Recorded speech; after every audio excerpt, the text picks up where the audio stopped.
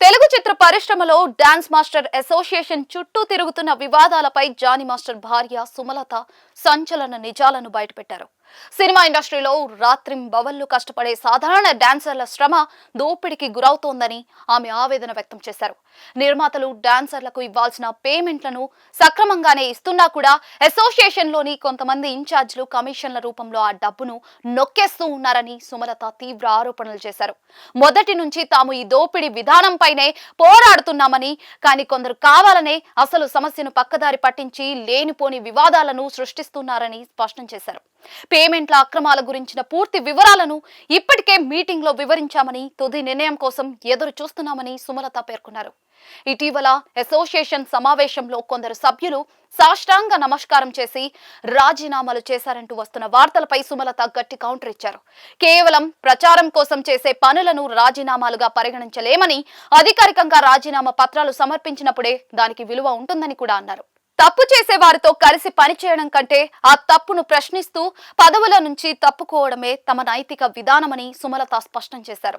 తప్పును సమర్థించడం కూడా తప్పేనని, తాము ఎవరిని రాజీనామా చేయమని అడగలేదని, ఒకవేళ వారు స్వచ్ఛందంగా తప్పుకుంటే నిబంధనల ప్రకారం ఆ ఖాళీలకు వెంటనే ఎన్నికలు నిర్వహించాల్సి ఉంటుందని ఆమె వివరించారు. ఈ వివాదంలో ఫిల్మ్ ఫెడరేషన్ వ్యవహరిస్తున్న తీరుపై సుమలత తీవ్రమైన ప్రశ్నలు సంధించారు. రాజీనామా చేసినట్లు చెప్తున్న 10 మంది సభ్యులు డాన్స్ మాస్టర్ అసోసియేషన్ కు కాకుండా నేరుగా ఫెడరేషన్ కు లేఖలివ్వడంపై సుమలత అభ్యంతరం వ్యక్తం చేశారు. గతంలో ఇతర సంఘాల సభ్యులు ఫెడరేషన్ కు రాజీనామాలు ఇచ్చినప్పుడు మీ సొంత అసోసియేషన్లలోనే తేల్చుకోండి అని వెనక్కి పంపిన ఫెడరేషన్ ఇప్పుడు మాత్రం ఆ రాజీనామాలను దగ్గరుండి ఎందుకు డీల్ చేస్తోందని ప్రశ్నించారు. ఈ ద్వంద్వ వైఖరి వెనుక ఏవైనా శక్తుల ప్రమేయం ఉందా అనే అనుమానాలను వ్యక్తం చేశారు. అసోసియేషన్ ఎన్నికల నిర్వహణకు సంబంధించి జరుగుతున్న తప్పుడు ప్రచారాలను సుమలత తిప్పికొట్టారు.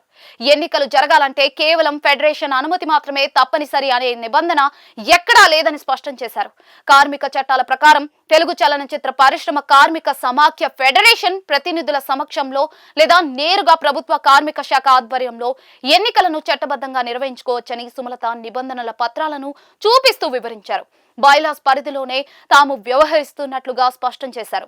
తమ అసోసియేషన్ లో కొందరు వ్యక్తులు చేస్తున్న ఆర్థిక పరమైన అక్రమాలను తాము కేవలం గాల్లో మాటలుగా కాకుండా పక్కా ఆధారాలతో నిరూపించామని సుమలత వివరించారు. జనరల్ బాడీ సమావేశంలోనే సభ్యులందరి ముందు ఈ అక్రమాలను బహిర్గతం చేశామని పేర్కొన్నారు. తాము చేస్తున్నది కేవలం కొందరిపై వ్యక్తిగత కక్షతో కాదని, ఇండస్ట్రీలో ఎదిగేందుకు ప్రయత్నిస్తున్న ఎంతో మంది పేద డాన్సర్ల భవిష్యత్తు కోసం, అసోసియేషన్ ప్రతిష్టను కాపాడటం కోసమే ఈ న్యాయ పోరాటమని ఆమె ఈ సందర్భంగా స్పష్టం చేశారు.